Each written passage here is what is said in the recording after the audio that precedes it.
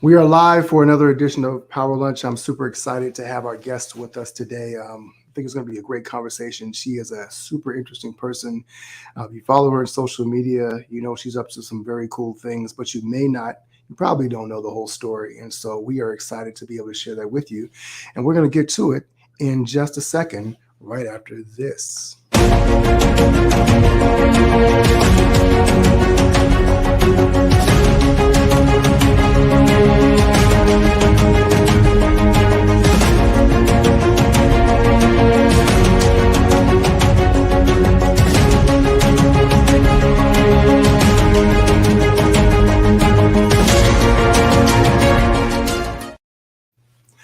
I was feeling that. I appreciate it. I appreciate it. Um, I was super excited to have you back for this edition of Power Lunch. Our guest for today is none other than Miss Heather Paraday. And Heather, I'm so excited to have you here today. I've got to get some applause for the crowd. We're going to add that next time. It's super cool to be here. Thanks for having me.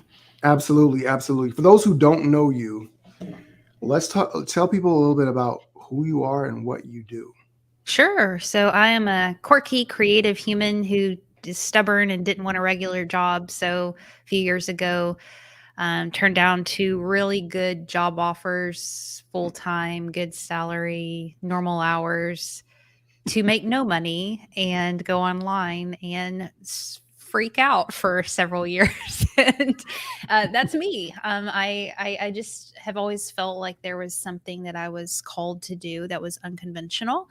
And when I discovered the online space, in graduate school, actually, I started a photography business and was trying to figure out how to market my photography, and ran across this dude named Gary Vaynerchuk who ruined my life. And I ended up, making a full-time living with that and thinking, why am I here in school? Why am I doing all this stuff when, you can make a living online and build your own business? And it's not for everybody. And I think sometimes we shame people, like, oh, either you're, entrepreneur or you're not, or whatever. It's just my path. And Right. fast forward several years, it's been up and down and windy, and I've done all the things and tried to figure out my place. And I still am, to be honest with you. And I think I always will be, right? Yeah. Right now, I've been leaning into Web3 and community building and helping other quirky, rebellious creatives like myself figure out how to build sustainable communities online, serve them, love them, add value to them, and teach them a little bit about this new tech called Web3. I love it. I love it. And we're going to kind of break out all of that because as much as some of us have dived in, whether it's just stuck your toe or taking a full dip, there's a whole universe of people who have no idea what this even is. And even entrepreneurs and business owners, and there's a value that can be gained for them as well. But before we take that dive, let's talk a little bit about your upbringing and this quirky, creative Heather as a child. What was your upbringing like? Where were you from? And kind of what was the foundation laid for you? Sure. So I grew up in small towns in Arkansas. I was homeschooled my entire life and spent the majority of my childhood at home. So it's ironic that I'm working online now too. I was very sheltered, didn't have a lot of friends, and was very shy and insecure, socially awkward, kind of the traditional stereotypes that you would put with, you can imagine. So that was me. When I was a teenager, I got really heavily involved in church and ministry, and it busted me out of my shell a lot because I had some really great youth leaders who kind of put me in a position of leadership and poured into me, and started doing church stuff, getting on stage and all that, and kind of busted out of my shell a little bit. But at the time, I thought I was going to go into full-time ministry. I didn't really have a strong academic background and really struggled in school. And so I kind of thought that was kind of my only option, was to, go the ministry route, which, again, nothing wrong with that. But it really was just my own insecurity of not knowing what I was capable of, which, bleeds into adulthood too. So you learn and grow, right? No, absolutely. It's funny. We have a very similar background in that way because I was also homeschooled all the way through. No way. Absolutely. Absolutely. So I understand that. And I'm currently homeschooling. My wife and I are currently homeschooling our 3 little ones as Cool. well. So Cool. what was I know for me what that was like, but now looking back, what were some of the advantages of being homeschooled that you actually bring into your work and your very being today? I'm a big proponent and fan of homeschooling if it's done right. I think there's some really amazing, good-hearted parents who do a great job, and I think my mom did the best that she could. Mhm. I didn't really have a good experience, to be honest with you. My mom dealt with a lot of mental health issues, and a lot of our schooling was just put to the side, and we didn't do it. Mhm. So I can't really speak to that, to be honest with you. And mine is not a normal story. Again, there are a lot of really, amazing outcomes from that when it's done well. And again, I don't want to bash my mom because she was really struggling mentally. But we didn't go through school really. I learned to read and Mhm. write and some basic math stuff. But by the time I decided to go to college reluctantly, I had a lot of developmental classes I had to take, and really had to work my ass off to get through school, to be honest. So I want to talk a little bit about that because for we know that there are children who struggle in for many different reasons in school and Hmm. developmentally. I think we all have our challenges, but you had to overcome those things. Um, what was it that kept you pushing forward? Because you could have just very well said, "Nah, I'm not going to college or I'm not going to do whatever." Was it a desire like myself just to get out of the house and to pursue something to explore the big wide world, or was it something more innate that was kind of driving you to say, I want to continue to push myself? I was reading your about and really related to what you said about loving youth and underprivileged communities and stuff like that. And that was always been like my heartbeat too. I was really involved in missions and outreach and stuff like that. Mhm. And when I got a little bit older, I had a boyfriend at the time who, I was sharing like, I just want to serve God and I want to love people and I want to like reach the nations and blah blah blah. You know how we do. And he said, "Well, what skills do you have?" And I'm like, "I don't need skills, like, I love people," right?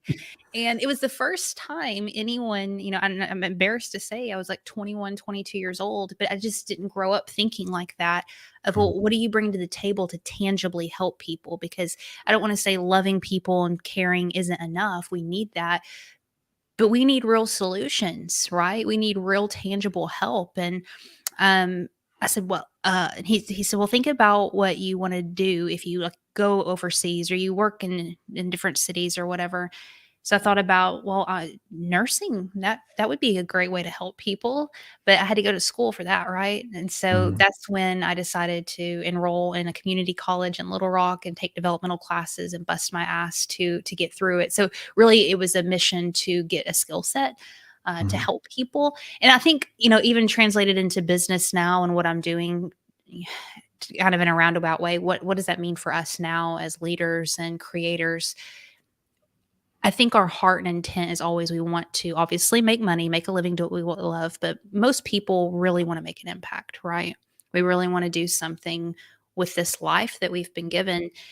And that desire, although it's honorable, it's not enough. We really need to think about, well, what tangibly can I do to tangibly help? Because if I come to you, Frederick, and I'm like, dude, I'm struggling, like this stuff's really going on in my life, XYZ. It's cool if you're my friend and you're just like listening to me. But at the end of the day and stuff, like tangibly, how can you tangibly help me get to where I need to go? And I think I'm even having to remind myself of that a lot, with the communities that we run and so forth.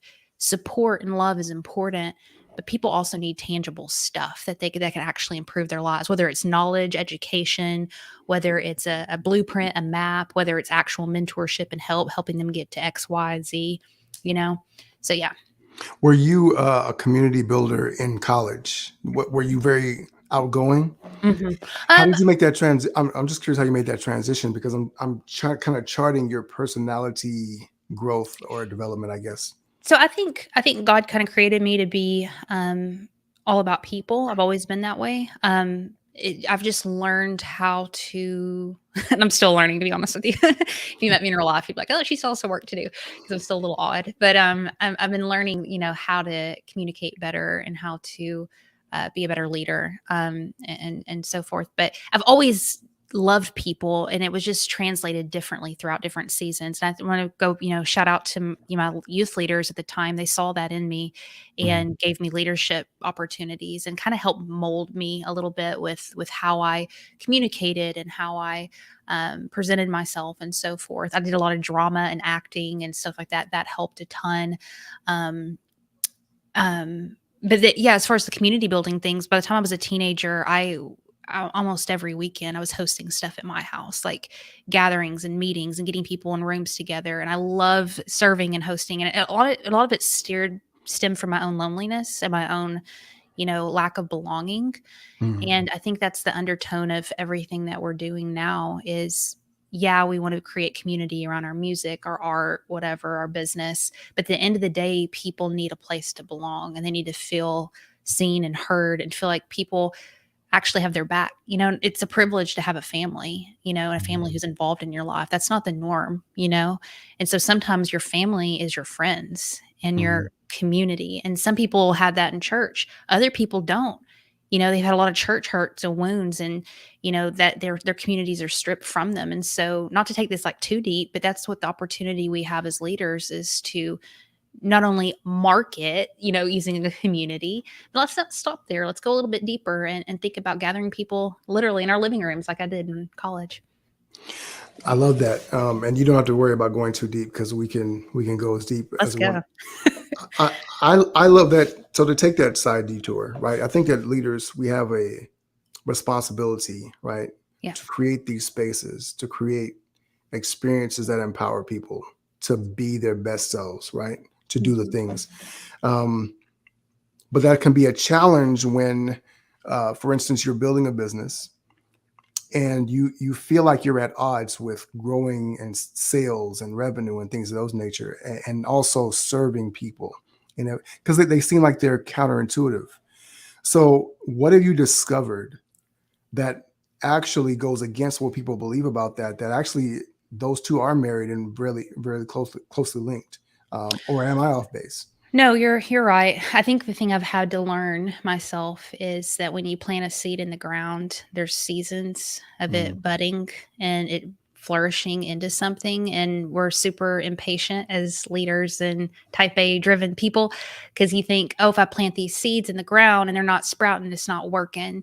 When Right. really we're not honoring like the universal system that's set up for seed time and harvest and waiting and being patient. And sometimes you put a seed in the ground and it won't sprout for a long ass time. And I've seen that. And I'm sure you've seen it too, where people were like, oh, do you remember that thing you did 2 years ago? Well, now, here's an opportunity and now I'd like to work with you. And so I think, there is obviously a level of wisdom that comes into just, at the end of the day, we've got to make money and we've got to be able to provide for our families and progress and stuff, but also too just being hyper aware that we can only control what we can control, and as long as we're honoring what's in our hearts and what we're called to do and showing up and giving and serving as much as we can, God, universe, source, whatever you want to say, has got to have your back on that.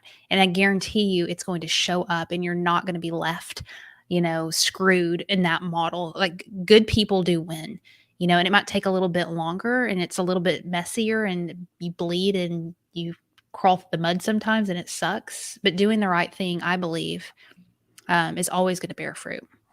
Yeah, I really believe that. um, how have you found that there are certain challenges? Well, let's go back here. When you were in college and you're still developing your way through, what were some of the challenges that you realized that you had to overcome or build upon personally to be able to develop as a leader? Was because I don't want to ask you too many questions at once because I have multiple questions I want to stack on top of that. But I'm really thinking about you, I, Heather. You're stepping into this new world, and you're starting to say maybe there's a broader path I can walk than I thought before, or maybe it's more narrow. What did that look like for you? I would say humility, a lot of humility to say, Mm, I don't know and be willing to ask for help and not be embarrassed of that. And that's something I've really learned, especially over the past year, diving into NFTs and Web3 and stuff, is like there's actual strength in being super open with what you don't know. It doesn't make you look as ignorant as it might feel. People don't disrespect you. If anything else, I think the opposite happens where mm, people rally around you and want to help and actually respect you a little bit more because they know you're the real deal and you're not like, faking. So I think the humility element was huge for me because I had to be honest and say like, yo, I need some help here with stuff.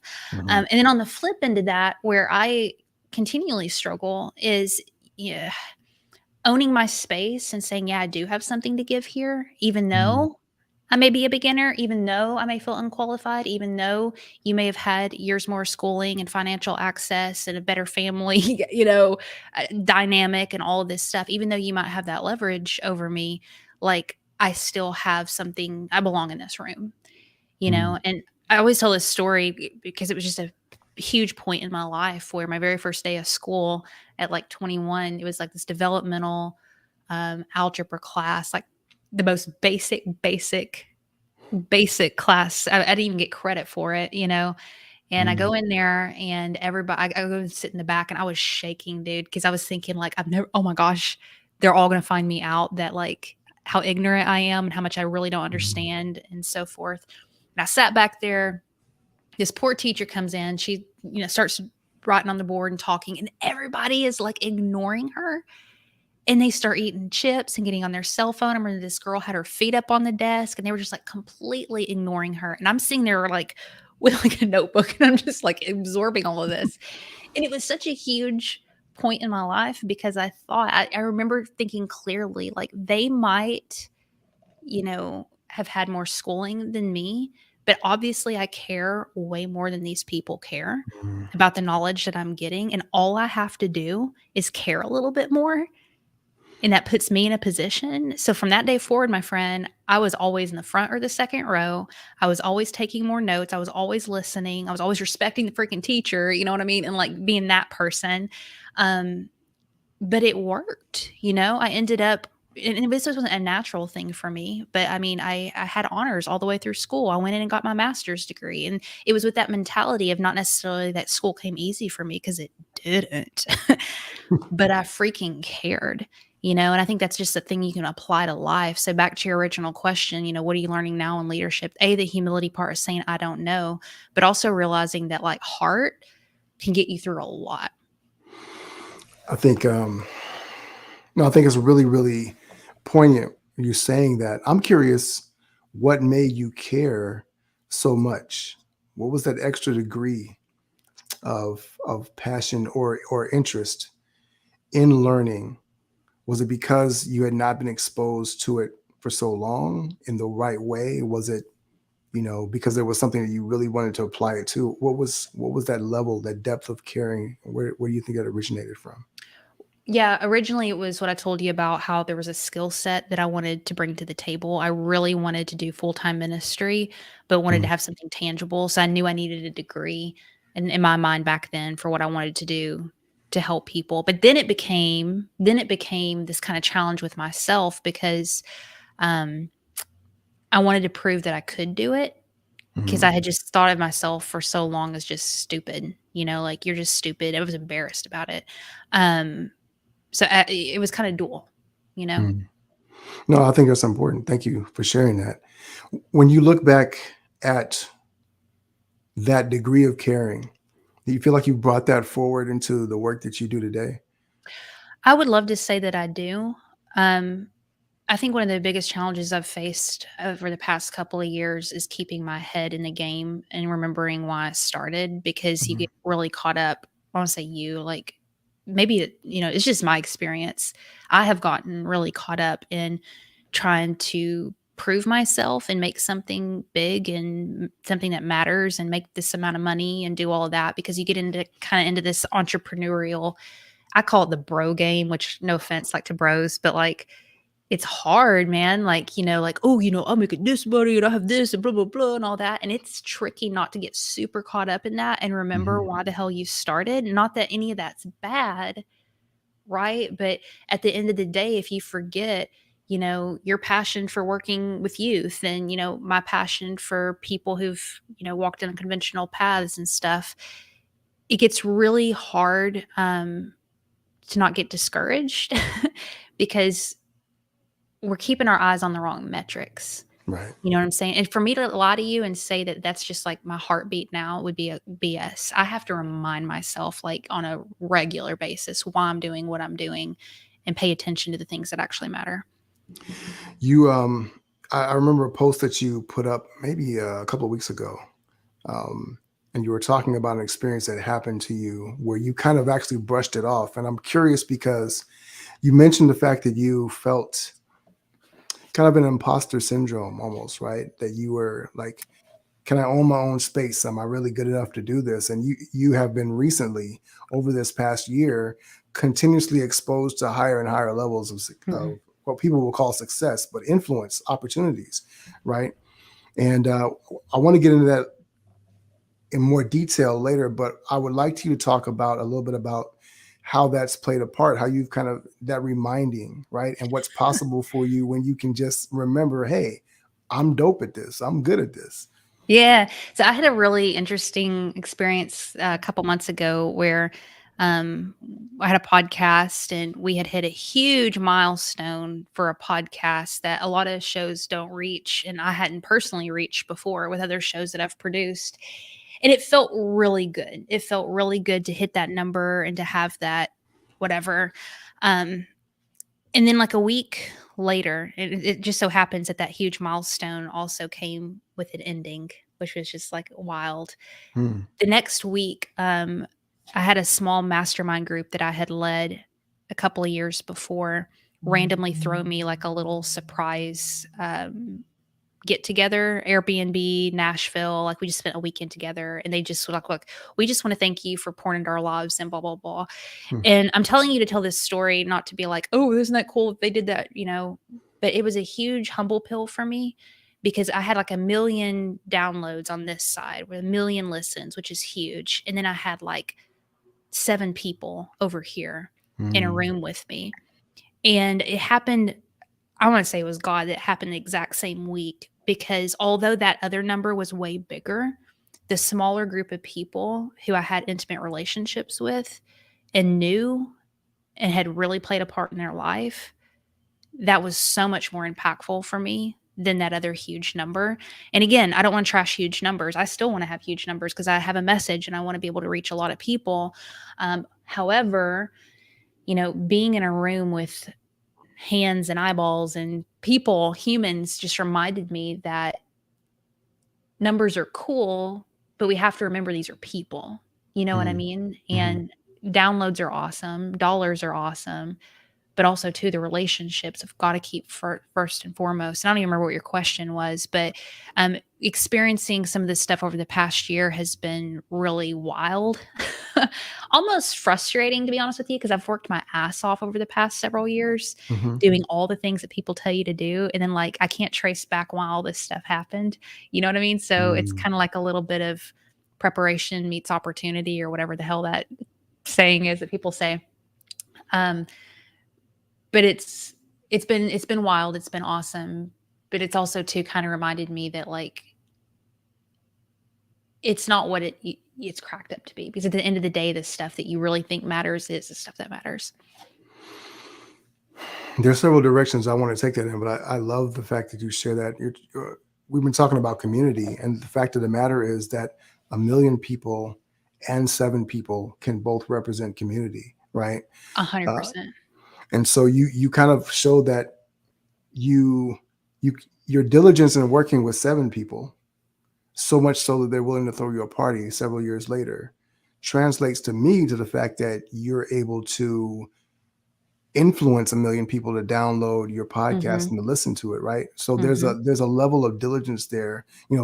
Talking about Gary Vee running our lives, right? He talks about just putting the work in, the reps in every single day. Just document, don't create, but just kind of live your life. And the actual act of doing it, it sounds like for me, is what you've been doing. You've been carrying the water every single day. And so now all of a sudden, you're able to realize that I can pour a river from my little bucket by simply carrying it every single day.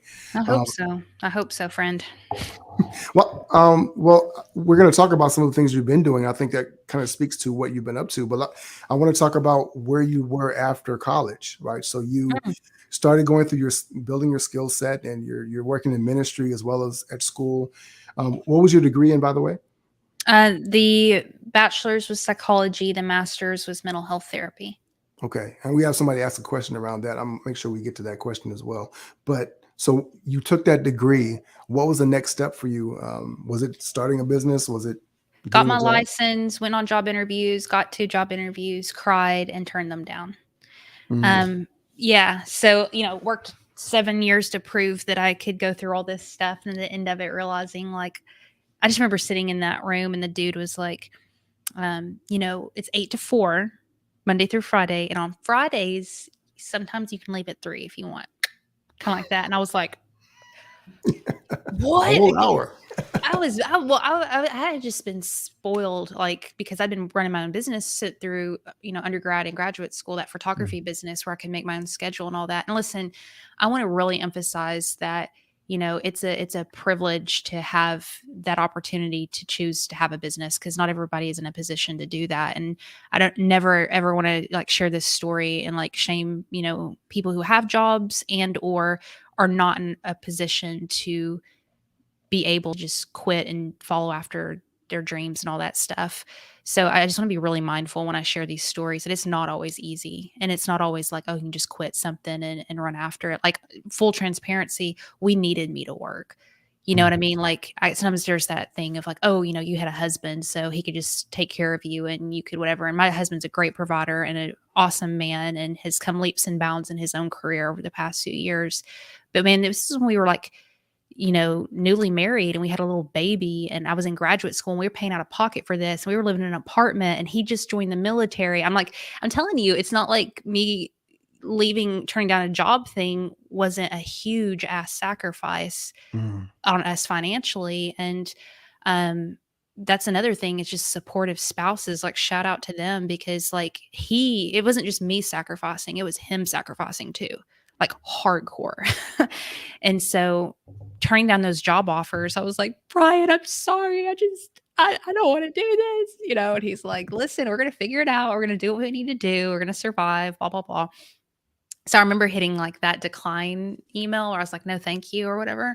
Well, I swear to God, like, it wasn't 15 minutes later, bing, I got an email from somebody who said, hey, you don't happen to know anybody who I could hire to help me with my podcast? Because I had a podcast at the time. And I was like, you could hire me. I'll do anything for money right now. And so I did that. And I started freelancing, just taking any job that I could take online to give me the freedom to be home and to have the space to create content and do podcasting. And I mean, anything, my friend. Like, you need a graphic designer? I'm a graphic designer. You need a podcast editor? Shoot, that's what I do. However I could position myself. And then eventually I did that for about year and a half, and kind of got to a point where I could start doing more strategy stuff with people and charging a little bit more, and kind of just slowly learning, because honestly, it was me having to learn the skills that I needed to learn to be able to charge more and to be able to kind of position myself differently. And so, at the very beginning, it's again back to that humble pill. Sometimes hard where you're doing jobs you didn't necessarily want to do, and you feel like you're kind of doing grunt work or whatever.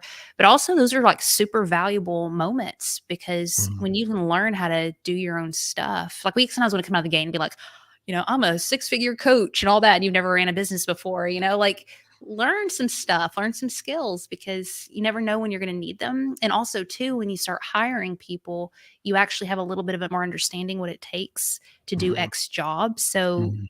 you're not taken advantage of sometimes, because you're like, I used to do that. I know what that takes. You know what I'm saying? Like, you Right. saying you're going to upload it to iTunes. That's an automated thing, friend. Like, come on. You know what I mean? So anyways, yeah, so that's what I did, and just slowly kind of worked my way to where I'm at now. And that was 5 or 6 years, maybe. What was your podcast about at the time? Was it the same podcast or was Yeah, it so it different? was Unconventional Leaders. I ran Mhm. that I changed the name a few times, but we did 500 20 something episodes of that show. And Mhm. I loved it. That was the first community that I ran. I also ran a mental health show underneath Tiny Leaps Network for a while. I did that for about a year and a half. Then we started Newbies last year. We did 100 episodes of that. And now I have a new show. So I've done a lot of shows, almost 1,000 episodes now. What's been one of the key lessons that you've learned in doing a podcast? I'll take it two ways, two different things. I'll talk about for like personal leadership lesson, and then I'm gonna talk about a tactical lesson. Mhm. Tactical lesson real quick is guests don't necessarily mean more downloads like famous guests. You Mhm. think, oh, if I get Gary Vee, or oh, if I get Seth Godin, or oh, if I get this person, that my show's gonna pop. So Mhm. content creators, you're running after the wrong thing. It's not about getting influencers on your show. It's about good content that people care about. Because who Mhm. you think's famous, a lot of people don't even know who they are. I know it's wild, but it's true. So that's a tactical thing. The kind of more leadership, whatever, is that people are all way more insecure and uncertain and human than we give them credit for, even like the people who are popping. And I don't mean that in a derogatory way. There's nothing wrong with being insecure and human. It's good. Mhm. But I think just talking to people who I thought was like so whatever, and they are how human and flawed and how many mistakes that they've made. Mhm. It just kind of lowered the bar a little bit for me that people aren't necessarily better than me, but maybe they're just more grittier than I am. You know what I mean? And they Mhm. stayed the course a little bit longer and they've been more patient and whatever. But no one's better than you, you know? I love that. I love that. So that was a tactical lesson, and then the practical lesson. What are what were maybe some of the mistakes you felt like you made in the podcast? I love that. How long is this? The mistakes I've made in podcasting? Yeah, well, we're not going to do a whole documentary on your podcast, Jesus. but what do you think? If you were to start a podcast today, and I know you because you were helping people to launch theirs, Mhm. what would you advise people not to do? Yeah, yeah. So I think overall, just generalizations are not good when we want to start a show. So, really kind of broad topics. There are a lot of Mhm. podcasts and all there, and I don't want to discourage anybody from starting one. You should if you have the gift of gab. But the more direct that you can get, the better for searchability standpoint and clarity, so people know exactly why they're coming to your show. Because a lot of people like, and I did the same thing, man. Like, I just want to help people's mindset, and I want to help people's like whatever, and that's cool. But there's this term that a coach recently gave me, and I love it. It's called the listener promise. And Mhm. so getting really clear on what that is. So like, with Happy Brain, for example, a show that I produced, we gave you one actionable mental health tip in less than 15 minutes that you've probably never heard of. Mhm. So when guests come to me, when I'm thinking show topics, when I'm talking about the show, I can clearly articulate whether or not this is a good fit or not, because I know it's 15 minutes, one actionable mental health tip that you've Mhm. never heard of. So as Mhm. clear as you can get on that, which listen, my favorite quote is action creates clarity. Let Mhm. me say that again. Action creates clarity. So if Mhm. you don't have that nailed, go ahead and put out content, because I think you'll stumble into your message and what you want to say. I don't think I would have known all this stuff without doing 1,000 episodes. You just kind of have to do it. So there's that piece. I think getting really, I don't want to say production's not important, because the quality is, but I Mhm. think we put too much emphasis on that over, again, helping people. And if Mhm. you can simply ask yourself, what do I have in me that I know can tactically, tangibly help someone else? Don't be afraid to share that, whether it's this iPhone or a flip phone you got from Walmart or a fancy mic or not a fancy mic. I mean, I don't care. Like, let's get out of the things that don't matter, because you can work your way up to a studio and all that. That crap doesn't matter. What matters is that tangible offer, help that we can give someone else. But I could go on, friend. No, I wanna pull on that thread for a second because you Yeah. have a psychology degree, and we hear different influencers talk about that. The pandemic set it so that everybody was inside. Now people just wanted to build out these studios in their spare bedroom, and so they've got all these immaculate things.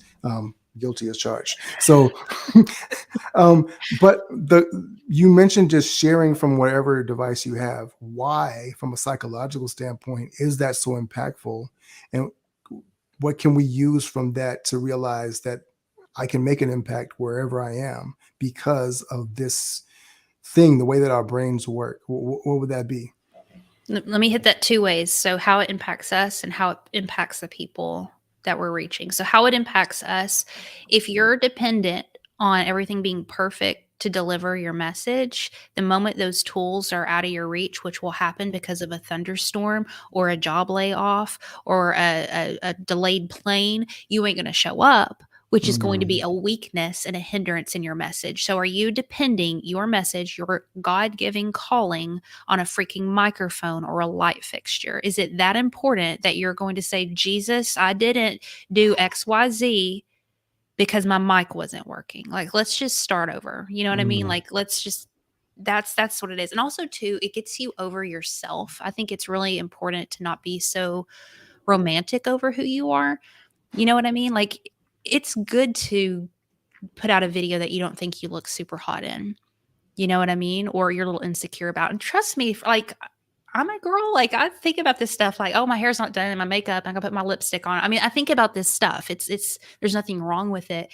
But if I'm crippled by the way that I appear to other people, I'm mhm, watering down my message. Right. And I'm essentially saying, God, what you gave me was whatever. How it helps other people is mhm, it gives them permission to be a human too, and mhm, doesn't put this impossible standard in their mind. Because if we're really about empowering people, we're not going to put this impossible standard in their mind that they have to reach before they can execute. And so, us showing, hey, I don't have everything together. Hey, I have a friend who he posts rejection letters from people to come on his show. And I love that because he's mhm, showing, like, look, he had Matthew McConaughey on his show. Come on. mm, Come on, like, that's cool. That's so badass. But he also had these other people who were, not as, quote, famous as him say, no, they don't have time or whatever. He posts that all the time. He doesn't just post the wins, he posts the losses too. mhm. And that's empowering. People like that. They respect it. And it also helps them go, you know what? He doesn't have, a perfect life. This isn't just balling for him. This is hard work. Right, I can do it too. right. I love that. I love that. Especially the part about not manufacturing excuses in advance, right? You create a crutch, and then if it's not there, all of a sudden, oh, I can't. So I love that you talk Mhm. about that, just showing up regardless. You ran this podcast for several years. You're doing all the things. Talk a little bit about, because again, it's funny because when we graduate from college, we have this belief. All right, now I'm gonna enter the world and everything's gonna be perfect. I'm gonna get a job and now it's all my life is all set. And of course, it doesn't happen that way. Mhm. You had to adopt humility when you first came into college. You had to adopt it again afterwards. You started taking these jobs, these freelance jobs. The humility. What were some of the lessons that you learned in that way of having to work, of having to kind of scratch and claw your way uh, to kind of support the family alongside your husband? Uh, what's popping up for me right now is not everything seems the way that it appears, or not everything is the way that it appears. There we go. Mm, And during that time, I worked with a lot of businesses on their back end. So I got to see the back end of different channels and how much money was actually coming in and how many downloads there really were and all that stuff. And that was so good for me because on the front side, everything was so polished and looked like it was popping, and not everybody's businesses were, and not everybody's shows weren't. And mm, so I was like, oh, what you see on this little thing isn't always the truth. You know what I mean? mm, And some of the people who had the smallest followings were making the most money and vice versa. And mm, so just, and again, I to be honest, I mean, I still get caught up in the trap. We want to appear more successful than maybe what we are. And so just remembering that people are all on their journey, and usually the ones who are the loudest aren't popping as much as you think that they are. And the ones who are quiet are the ones who are really doing some real work, you know? mm. So yeah. Yeah, that's a bar. What were I'm curious because you mentioned the fact that some people at the smallest audiences were making the most money. What was the key factor in actually being successful for some of these people versus people who just appeared to be that way? Specificity. Mm, They knew exactly who they were. They knew who they were trying to reach, and they weren't trying to reach everybody. So they were like the niche of the niche of the niche of the niche, and really, really solid on their message, and wasn't detouring away from that, which hurts my heart. It makes me want to cry. I still hate saying that with everything inside of me. I'm rolling my eyes at myself because I love a lot of things and I want to do a mm, lot of things. And it's very hard for me to accept that there's truth in that. But from a scalability perspective, if you're looking at growth, there's just no getting around it. That is the God honest truth. Unless you just get like some kind of random luck. But I don't really want to, you know, base anything off luck. If you're really looking to scale, you got to get really, really honed in.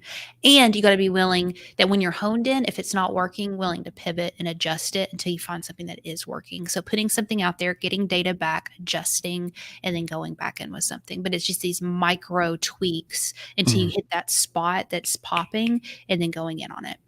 So, in taking those lessons and translating it for yourself, what was the emotional regulation that you had to do? And you know exactly what I'm saying. Uh-huh. Because this is the thing that we get stuck with as entrepreneurs, right? We get married to an idea, married to a direction, married to an approach, and we take rejection personally. How were you able to deal with that element of building your own business and stepping out on your own? Not well. I mean, like it's been hard. Like there's been some days where I'm just like, and my husband, like he's a saint, dude. Like he has seen the ups and the downs and the wild and the crazy and all that. I posted it the other day on stories, you guys have all seen my wins. He's seen all the losses. I'm Mm, sure you can attest to that in marriage and stuff. But I remember the first webinar that I threw to sell my first membership, nobody bought it. And I remember like it was yesterday, like sitting in the living room floor crying and saying, forget this. I'm not meant to do this. I can't stand it.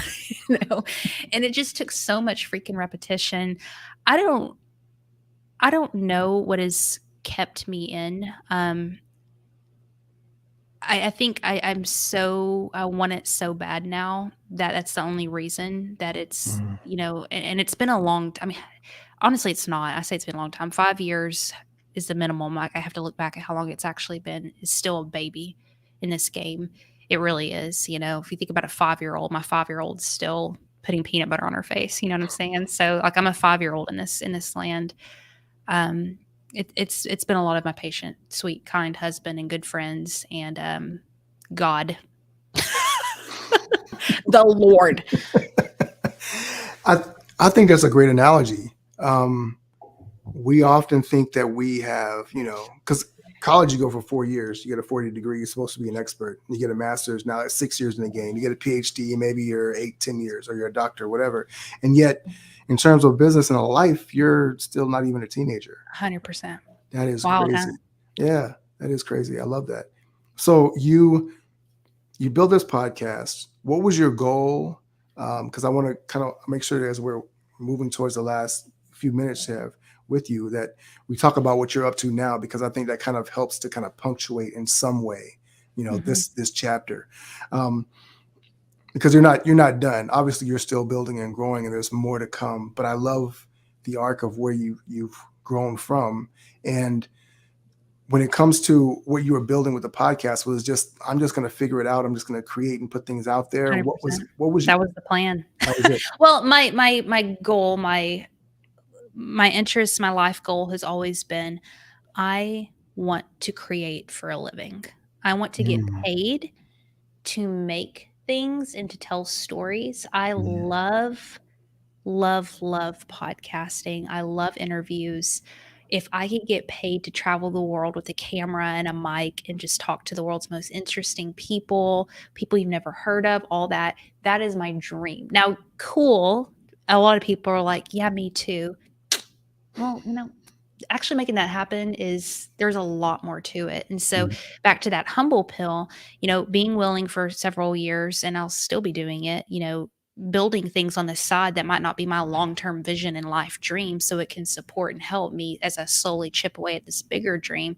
I think it's Hmm. a really important story to tell. I have a good friend of mine who's a stand-up comedian, and he does well. I mean, he travels and he's was on a tour or whatever, but he still has an engineering job on the side, and it does that in his off season to make room for the dream. And so, even though I have my own business, it's still very similar to where I'm working lucky and get to work with some incredible people and brands, but it's not necessarily the end goal dream of mine. My dream is to make content and to have a show that I can sustain a living off of. Hmm. And it's okay if it takes me years. It's okay. I mean, honestly, it's okay if I'm a little old lady and it never happens. I'll cry, but it's worth pursuing Hmm. for me, and it's worth trying. So I don't even remember your question again, but that's the end goal. I want to travel and tell stories. No, that's beautiful, because I think one of the things that many times we do when we're building something is we can lose sight of why we started in the first place. And you Hmm. mentioned like not getting caught up in all the metrics and the likes and the look of it and the production value and the accolades, and really remember, I just want to get paid to create. It, re- it reminds me of, indulge me for a second, it reminds me of a story that Dave Chappelle tells about when he started to be a comedian. And his Mm. father was trying to dissuade him from doing it. So you should go to college. And so he said, well, Dad, you how much do you make as a teacher every year? He said $40,000. Well, said, if I can make $40,000 being a comedian, that'd be a pretty good life for me, you know? And I think a lot of times we think it has to be this top tier, top shelf. If you're not making $1 million a year, you're a failure. And it's like, Ooh, if I could do what I love to do, get come paid to do on, that, right? So that's what I kind of come on. hear from you, right? And so the humility to be able to make it happen, to it gets to a level where it can support that, I think is really powerful. And another thing we never talk about too, because I mean I've had this so many conversations with Brian about this, because it wasn't until recently that I started making the kind of money that I was proud to make, and I'm still not like, I'm not a millionaire. I haven't made $1 million in a year or whatever these people do. I haven't ever done that. Maybe one day.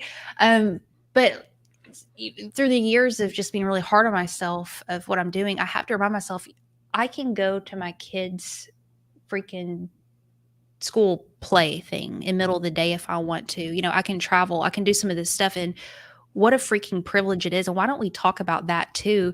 You might Mhm. not be making multiple six figures doing XYZ or whatever. Like, I'm not saying that shouldn't be the goal, but to your point, we live in the freaking richest country right now. I don't have to worry about what I'm going to eat for dinner, and I have a good family and all this stuff. And if we've got to really realize what success is in this game. Mm. And again, I don't want to trash people working really hard and making a lot of money. I'm not saying any of that. It's just really hard if that's your only goal to make it, because Mhm. there's a lot of years of not living like that. And it's not necessarily because you're doing anything wrong, it's just the process. Right, right. I love that. I love that. So I want to let that sit for a second. I, as you are reflecting back on what you've really dived into the last year, let's talk a little bit about how you got into Web3, because that Whew. I remember we've been friends on Facebook for a little while. I don't remember exactly when we got connected, but I remember like you started posting stuff about this, and I was like, wait, I thought she had a podcast. So how did you make that Mm. slight left, hard left? Slight left my butt, dude. That was like a detour. Like, "Wah." So mentioning Gary earlier, I was out running one day and Gary Vee said on his podcast, I have an NFT coming out. And listen, I just, if you believe in me, if you've been following my content, whatever, you've got to get in on this, blah, blah, blah. I didn't know what an NFT was. It was 1 year ago this month, I believe. It was June or July last year. So I Mhm. came home and I told Brian, I said, Gary Vee says that we need to buy this thing called an NFT and whatever, whatever. And we've been following his content for a long time. And I don't recommend at all ever buying things because somebody tells you to buy it. Do your own research. But we did.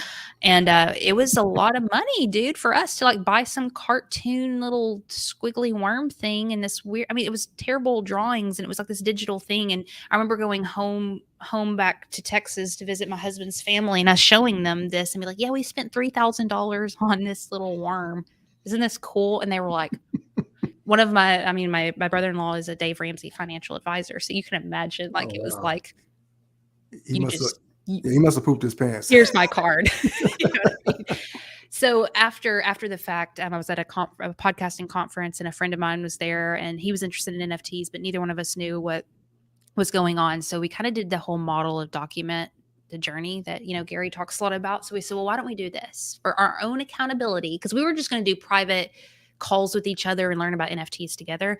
We're like, well, why don't we make a podcast about it? We'll just document the journey of us learning about NFTs and just record it and put it out into the world. No plan, no agenda. We got our logo off Fiverr. We threw it up. We were eating Cheetos and snacks and had Google up and was reading what Google said an NFT was while we were on the mic. Like stuff you're not supposed to. Remember how I told you I got frustrated? Because I've done all the things right. And Hmm. the one that I'm eating Cheetos and don't even care about and just popping stuff off, that's the show that hit 1 million downloads. It was like, you know, 200 the first month, 4,000 the second month. And then I want to say the third month we hit over 100K. And in January, we started in August. In January, we hit 250,000 downloads in a month, Mm. which is wild if you're in the podcasting space. That's not normal. But what I learned through that, A, I learned what Web3 was and a lot of stuff about NFTs. But B, back to that specificity bit and really Mhm. serving, knowing who you serve. We knew we served people like us who had no idea what an NFT was. And we weren't techie and we weren't lingo. We were like, decentralization. Google says this. What does that mean? What are you talking about? It was so unprofessional and raw. But we knew that the people like us, that's what they needed. They didn't want to hear TED talk about decentralization, right? So that's what happened with that. I love it. I love it. And so because of that, right, uh, you started to get Because some of that. you, Because of that. you started to get some very interesting emails and phone calls, people reaching out to you. Can I still am. you talk Yeah. about that? It's wild, dude. It's super wild.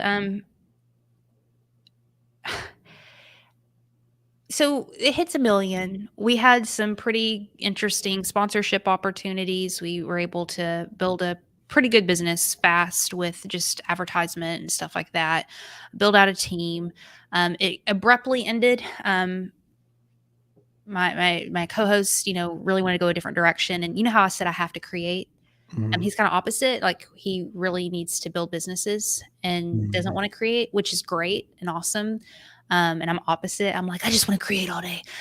So we ended it really fast. And so I kind of thought like, well, Mhm. that's the end of that for me, Then I was like, you know what? I kind of have a choice about that. Is that the end for me? Hmm. Is it? Is it? So I cried for about 2 days and then I got over myself and was like, you know what? I'm just really going to lean in and leverage that, I had an audience here. Um, it's people might position thinking, oh, being a woman in this space is a bad thing because there's not many of us, but I've decided to use it as leverage because there aren't a lot of female voices.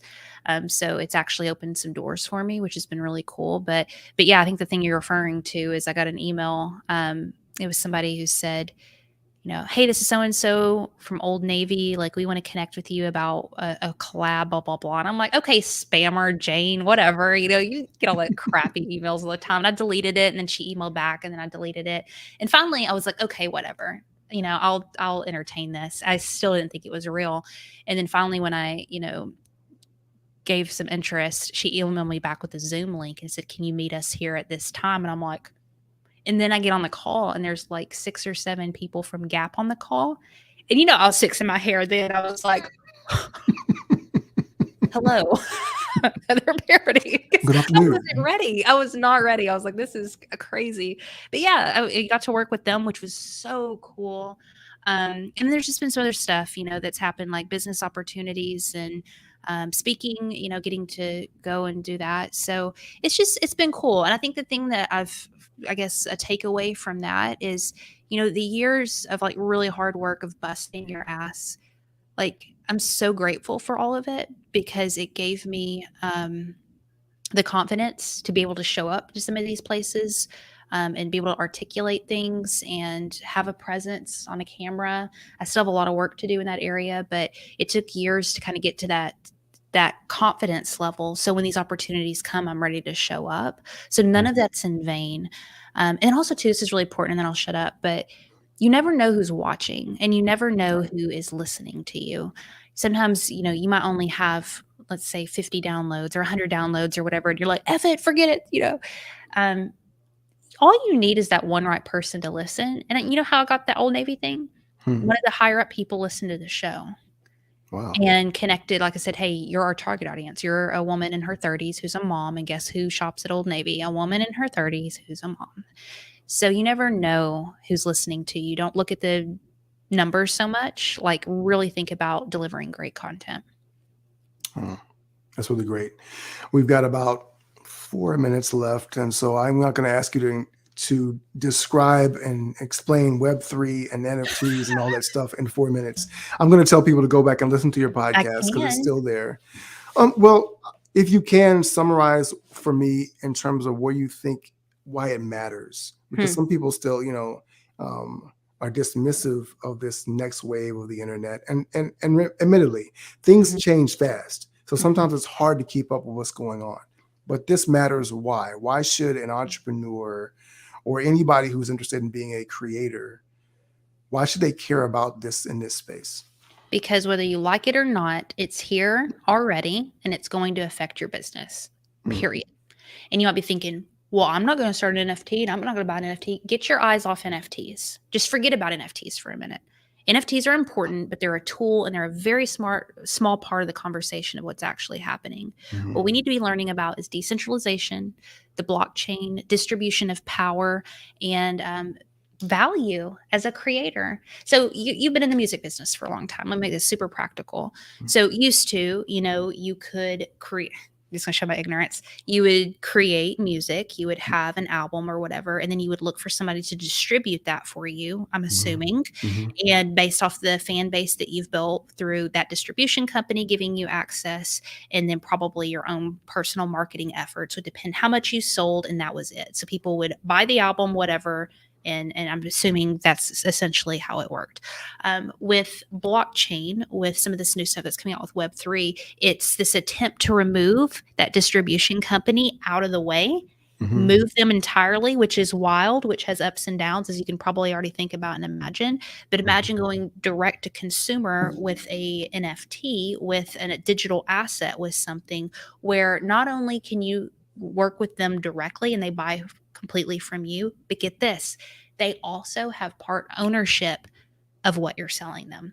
mm, So you're giving them not only music, you're giving them part ownership and say community, you're building a community with your music, which is wild. So you don't need to know all the techie stuff. Just know that what we're moving into is this removal of a lot of middlemen. And they're able to do that through this tech called the blockchain. So if you can start learning, I think the very first thing to learn about is what is decentralization and mild blockchain stuff, which, trust me, I can't even believe I'm talking to you about this because it sounds so boring to myself, even saying it out loud. Like, I hate this crap. But if you learn about the implications of it, it's right. fascinating. Yeah, I agree. I agree. I think that really what it is it's more paintbrushes for the painter. It's more pens for the artist. It's more instruments for the musician. For the entrepreneur, it's just more leverage. It's just ways that you can do it, and understanding it really breaks things apart for you. Last Mm. question comes from the group. My friend Chris Gunn from across the pond has a question. He wants to ask, how much does psychology play in community development? Oh, Chris Gunn, a lot, a lot. Um, what does psychology have to do with anything we do? If you're good, you're going to be bringing in some psychology into anything, whether it's art or marketing or coaching or whatever, because we're dealing with human stinking beings, y'all, no matter how many spreadsheets that you love and your systems and all of that. I think the biggest thing that I'm trying to implement again is that undertone of the human needs and what we're really speaking to. Because the reason people buy and engage with anything has a deeper reason and why behind it. And we're not digging into that just for fun and kicks and giggles. We're doing that so we can connect and relate and ultimately serve people a little bit more. So the thing to ask yourself is whatever's in your hand that you're selling, or what is people really buying here? Mhm. They think they're buying this, but what they're really buying is this. And if we could really get to that deep empathetic state and be able to communicate with people from that level, then all the stuff other it becomes a lot easier, right? And there's a lot of manipulation, my friend, that's used through that. People who can use that for evil and wrong to persuade people. And I'm not advocating for that. I think good people, good leadership, people who genuinely care about other people's lives, though, need to tap into that to really connect and serve them. You dropped so much value in this conversation, You're Heather. so good at what you do. This was incredible. Oh well, I appreciate it, but I love your transparency and just your willingness to share all of the ups and downs. You are a real human being, and Thanks. quickly becoming one of my favorite. I would love for you to share with our audience how they can get in contact with you about any and everything, all the podcasts, the various versions, the new version, whatever you got going on. Sure. I just find me on social at Heather Parody, wherever, whatever's your favorite social platform, unless it's Snapchat, because I'm too old for that crap. But most other places you can find me. I think my biggest ask, though, is just to really share out and support what Frederick is creating, because as a creator, it's a lot of hard work that, putting out content like this consistently. So whether it's subscribing, rating, reviewing, sharing his show with your friend, that would do me a solid. And I just want to encourage you guys to do that. Well, you're too kind. I appreciate that.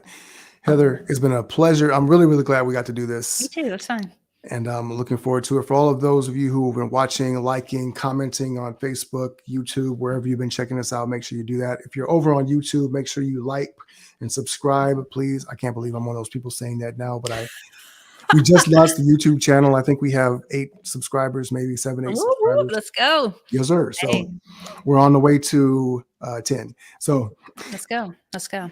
we're going to get it going. And I really appreciate all of you for watching. Continue to stay tuned. We've got some more great guests, of course. Please support Heather and what she's doing as well. All right. As always, this is Frederick Douglass Bussey, ever forward.